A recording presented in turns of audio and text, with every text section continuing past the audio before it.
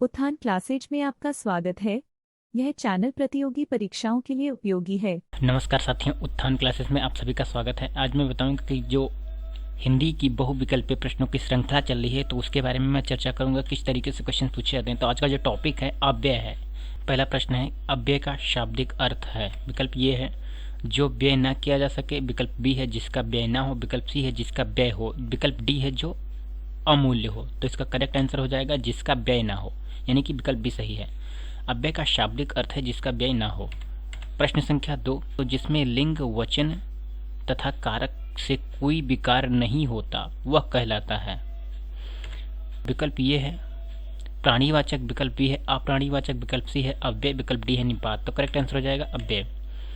जिनमें लिंग, वचन तथा कारक से कोई विकार नहीं होता वह अव्यय कहलाता है।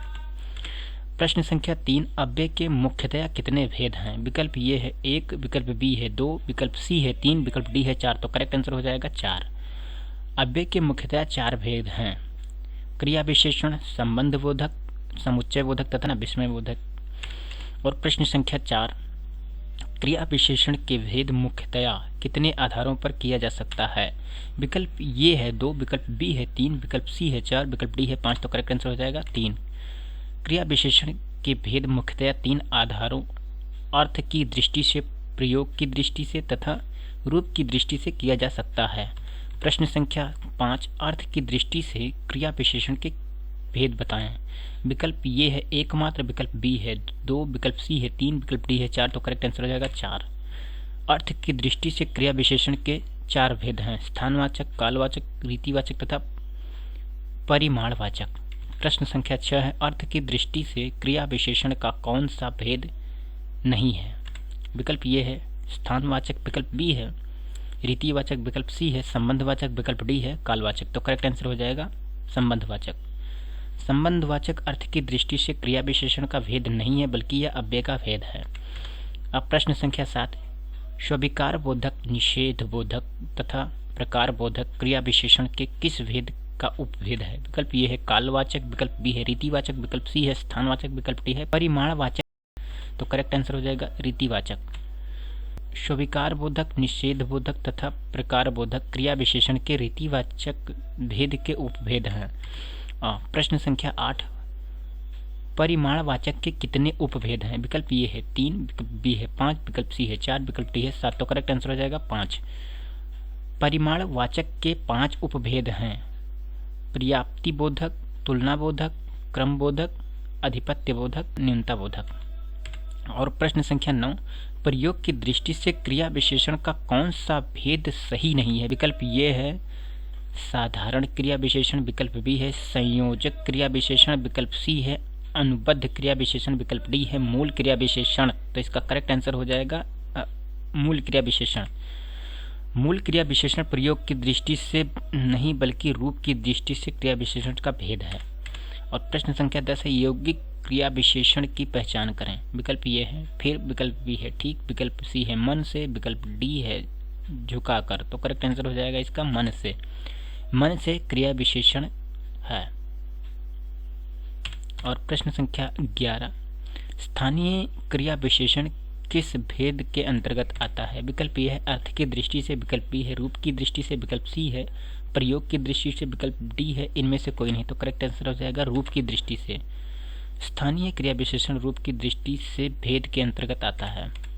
प्रश्न संख्या 12, संबंध बोधक अव्यय किस वाक्य में प्रयोग किया गया है। विकल्प ये है मुंबई की अपेक्षा दिल्ली सस्ता शहर है, विकल्प बी है जब आप आएंगे तब मैं जाऊंगा, विकल्प सी है आज गर्मी है, विकल्प डी है जहां तक संभव हो वहां तक प्रयास करें। तो इसका करेक्ट आंसर हो जाएगा विकल्प ये मुंबई की अपेक्षा दिल्ली सस्ता शहर है। विकल्प ये में दिया गया वाक्य संबंध बोधक अव्यय है।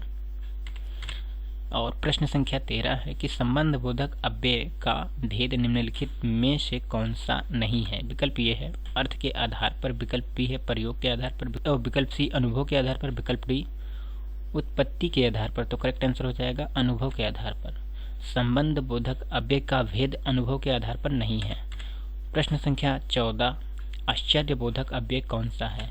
विकल्प ये है अरे, विकल्प बी है क्या, विकल्प सी है हाय, विकल्प डी है शाबाश। तो करेक्ट आंसर हो जाएगा इसका क्या, यानी कि बी विकल्प सही है। आश्चर्यबोधक अव्यय क्या है? प्रश्न संख्या 15, विस्मयादिबोधक अव्यय का कार्य क्या नहीं है? विकल्प ये है क्रिया के घटित होने की स्थिति बताना, विकल्प बी है आश्चर्य सूचित करना, विकल्प सी है घृणा को सूचित करना, विकल्प डी है शोक को सूचित करना। तो करेक्ट आंसर हो जाएगा क्रिया के घटित होने की स्थिति बताना।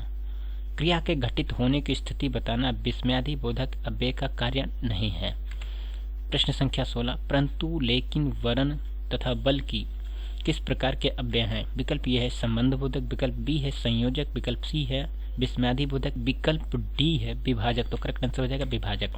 परंतु लेकिन वरन तथा बल की समुच्चयबोधक विभाजक अव्यय हैं। प्रश्न संख्या 17, अर्थ के आधार पर संबंधबोधक अव्यय के कितने भेद हैं? विकल्प ये है 7, विकल्प बी है 9, विकल्प सी है 12, विकल्प डी है 13। तो करेक्ट आंसर हो जाएगा 13। अर्थ के आधार पर संबंधबोधक अव्यय 13 हैं। संबंधबोधक अव्यय के 13 भेद हैं। कौन कौन से भेद हैं मैं बता दे रहा हूँ एक बार। कालवाचक, स्थानवाचक, सदृश्यवाचक, तुलनावाचक, दिशावाचक, साधनवाचक, हेतुवाचक, विषयवाचक, व्यतिरेकवाचक, विनियमनवाचक, विरोधवाचक, सहचरवाचक, संग्रहवाचक। और प्रश्न संख्या 18, सहचरवाचक अव्यय कौन सा है? विकल्प ये है बाहर, विकल्प बी है समेत, विकल्प सी है अतिरिक्त, विकल्प डी है हेतु। तो करेक्ट आंसर हो जाएगा समेत। देख लीजिए जो सहचरवाचक में कितने आते हैं, संग, सहित, समेत, साथ इत्यादि, ये सब इसमें आते हैं ना, तो ये चीज आप ध्यान रखेंगे। और प्रश्न संख्या 19 है समुच्चयबोधक अव्यय किस वाक्य में है? विकल्प ये है चिड़िया पेड़ पर है, विकल्प बी है सीता और गीता पढ़ती हैं, और विकल्प सी है सत्य बोलना चाहिए, विकल्प डी है जहां तक हो सके आइएगा। तो करेक्ट आंसर हो जाएगा विकल्प बी सीता और गीता पढ़ती हैं। विकल्प बी के वाक्य में समुच्चयबोधक अव्यय का प्रयोग किया गया है। प्रश्न संख्या 20, अव्यय का एक और नाम क्या है? विकल्प ए है संज्ञा, विकल्प बी है क्रिया विशेषण, विकल्प सी है अविकारी, विकल्प डी है विकारी। तो करेक्ट आंसर हो जाएगा अविकारी। अव्यय का एक और नाम अविकारी शब्द है। अपना बहुमूल्य समय देने के लिए बहुत बहुत धन्यवाद।